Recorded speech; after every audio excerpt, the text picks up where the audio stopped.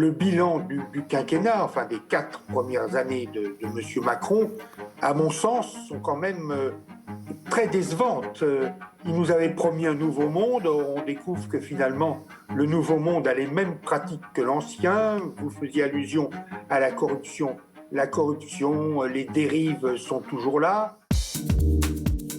Bonjour, nous recevons Gilles Guettner. Vous avez été journaliste aux Échos, au Point, rédacteur en chef adjoint à l'Express pendant 25 ans, c'est ça? Oui, un peu moins. Vous avez beaucoup suivi les affaires de corruption. Ça a commencé avec Urbain Graco, enfin toute la litanie des affaires qui ont commencé par toucher le Parti socialiste, puis les autres.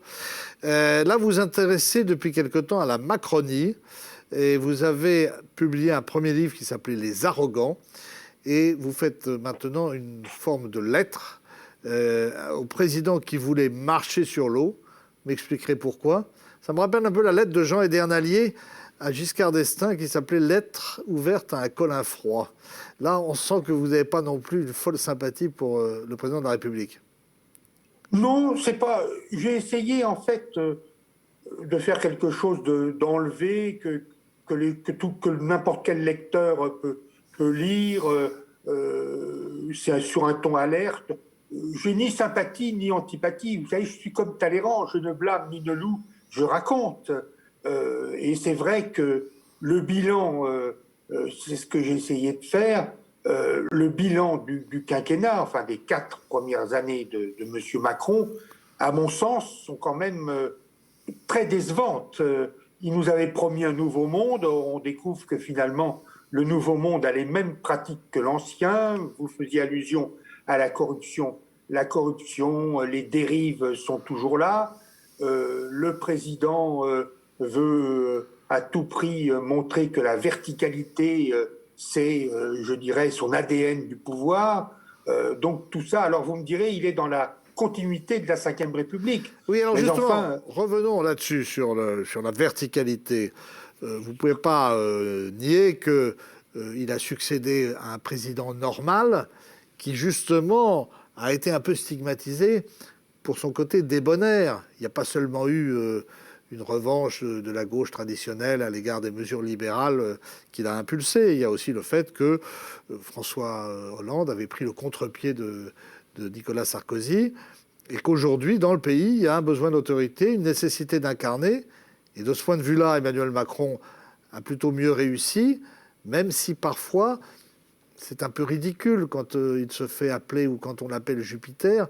Mais ça, c'est la faute des journalistes de reprendre de telles appellations. Oui, vous avez raison, mais là, en vous écoutant, je ne peux pas m'empêcher de ne pas penser à ce qui s'est passé en Bretagne lorsqu'il est venu voir une préfecture. Non, c'était au Puy-en-Velay, pardon, ou lorsqu'il est venu après les événements qui ont failli être dramatiques à la préfecture du Puy-en-Velay, où là, il est parti quand même sous les colibets et même plus, les cailloux. Et ça, on n'a jamais vu ça dans l'histoire de la Ve République, un président de la République qui est obligé de partir comme ça, comme un voleur. On en revient au titre de votre premier livre sur l'arrogance de ce pouvoir. Est-ce qu'elle n'a pas, malgré tout, été un peu modulée dans les faits? C'est vrai qu'il y a certaines attitudes qui ont été jugées parfois choquantes, au-delà des petites phrases sur le pognon de dingue, etc. Il y a eu, par exemple, la démission du chef d'état-major des armées, le général de Villiers, dont on ne sait pas s'il fera lui-même campagne pour les présidentielles. Oui, alors là, la façon dont il a renvoyé le général de Villiers, qui était chef d'état-major des armées, ça s'est jamais vu non plus. Hein. Il l'a humilié. Oui, c'est un petit peu, c'est ce que je dis d'ailleurs dans le bouquin, c'est que c'est un peu comme Don Salluste qui renvoie Ruy Blas. C'est vraiment quelque chose de terrible, alors qu'au départ, il s'entendait plutôt bien puisqu'il avait été renouvelé par le président de la République. Et ça a beaucoup marqué au niveau des armées. Hein. À mon avis, c'est une grave erreur. Le dégagisme qu'il prônait ou qu'il incarnait risque peut-être de se retourner contre lui.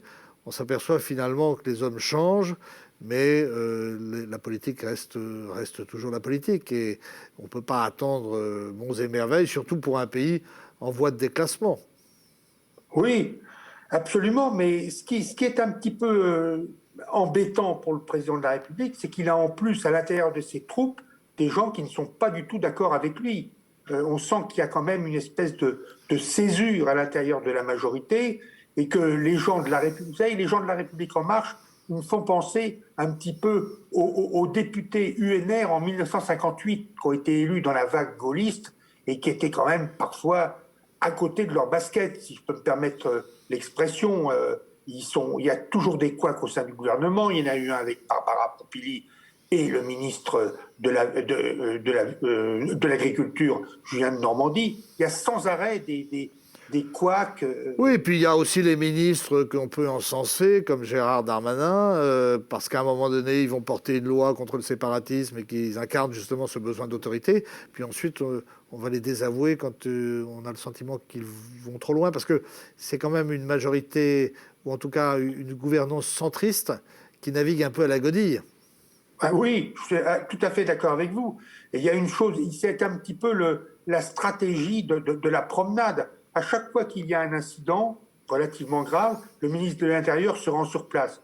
Vous avez vu, ces 3 derniers jours, il y a eu des choses terribles qui se sont passées dans l'Essonne. À chaque fois, le ministre de l'Intérieur y va, et quand on lui apprend qu'il y a une histoire à Marseille, hop, il se rend tout de suite à Marseille. Bon, est-ce que c'est ça la stratégie politique? Il faut quand même, dans ce pays, il y a une accélération de la violence, une accélération de la délinquance. Il faut quand même réagir. Alors moi, je n'ai pas d'idée magique entre le tout carcéral et le tout, je dirais, de câliner la population. Je pense qu'il y a un juste milieu, me semble-t-il. Alors, avant que les emmerdes lui tombent dessus comme à Gravelotte, entre les gilets jaunes, la réforme des retraites et puis la pandémie actuelle, il y a eu tout de même un certain nombre de mesures dont ils peuvent se targuer, le dédoublement des classes, etc. Rien ne trouve grâce à vos yeux? Ben, c'est-à-dire que, si vous voulez, ce qui se passe, c'est que l'épidémie de la Covid-19 a tout anéanti. Vous avez vu, il suffit de lire les journaux, il suffit d'ouvrir son poste de radio, de regarder la télévision. On ne parle que de ça, et en plus, les avis divergent. Je vais vous citer quelque chose dont peu de gens évoquent. Au mois de juin 2020, l'ancien directeur général de la santé, William Dabb, qui est vraiment un très grand professeur, est interrogé par une commission d'enquête parlementaire et il parle du coronavirus. Et que dit-il? Il dit le 31 janvier, l'OMS, 31 janvier 2020, l'OMS déclare le coronavirus pandémie internationale, état d'urgence international. Et il dit, et nous, notre pays, la France, nous n'avons agi qu'à partir du mois de mars, à partir du 17 mars. Donc on a perdu 6 semaines. Il ne s'agit pas de... Oui, mais ça c'est la première erreur. Ensuite, on les a accumulés. Ensuite, vous avez eu les masques. On n'a pas cru qu'il y aurait une deuxième vague. On a manqué de masques, on a manqué de tests. Il y a eu les déclarations de Mme Buzyn. La déclaration de Mme Buzyn au tout début, qui était limite un peu honteuse. Et pour finir, bon, le président s'est rétabli en faisant prévaloir une logique, disons, économique sur la logique purement sanitaire, mais on est quand même aux portes du reconfinement. Absolument, oui, absolument. Et alors, où va-t-on aller sur le plan? Le pays, dans quel état va-t-il être sur le plan psychologique? Donc en fait, vous me l'avez dit tout à l'heure, c'est le président pas de chance. Oui, absolument. Vous avez le président pas de chance avec le coronavirus, qui n'est pas de sa faute, et vous avez à la périphérie des incidents relativement très ennuyeux qui l'ont plombé. L'histoire Benjamin Griveaux, l'histoire Benalla. Ah mais, oui, alors vous dites, parce que vous avez beaucoup travaillé sur la corruption, vous dites qu'il y a eu 2 lois de moralisation de la vie politique, après la création par François Hollande du parquet national financier, puis finalement... Et de la haute autorité. Voilà, et finalement, il n'y a jamais eu autant de ministres qui ont démissionné ou qui ont... Oui, absolument, absolument. Ça me fait penser d'ailleurs à la situation... Ça a commencé avec Bayrou. Oui, et puis, mais ça me fait penser un peu à ce qui s'est passé au début du septennat, du premier septennat de François Mitterrand, avec les affaires Urbain-Sagesse et toutes ces affaires qui d'ailleurs avaient pris corps beaucoup en Bretagne d'ailleurs. D'ailleurs, on parlait du livre de Renaud van Ruymbeck, qui semble-t-il connaît un grand succès. Mais alors, au-delà de ça, vous dites, et là je ne suis pas d'accord avec vous, c'est un président thatchérien. Mais il n'a pas supprimé un seul fonctionnaire, alors que Fillon voulait en supprimer 500 000. Et oui. le quoi qu'il en coûte fait qu'on paie aujourd'hui, l'État paie les salaires, même si on va être obligé de débrancher la perfusion parce qu'on ne peut pas continuer indéfiniment. Oui, non, mais vous avez tout à fait raison. C'est un État socialiste aujourd'hui. C'est là le paradoxe d'Emmanuel Macron. Il nous fait croire au début que ça va être un président matiné de Rocard et de Pierre Mendès France.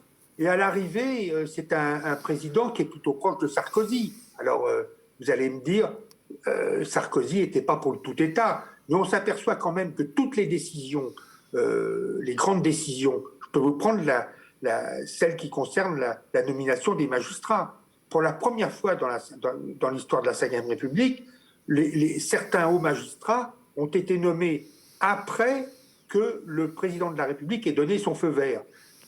Et le Conseil supérieur de la magistrature est intervenu a posteriori, alors qu'en principe, il doit intervenir a priori. Et ça n'est pas normal. Bon, ben ça c'est la verticalité, mais malgré tout, et malgré ce que vous dites, on a l'impression que ce président reste relativement populaire, malgré la crise, et ceux qui l'attaquent, notamment Gérard Larcher récemment, perdent des points, comme s'il y avait une hyper-légitimité dans cette période de peur.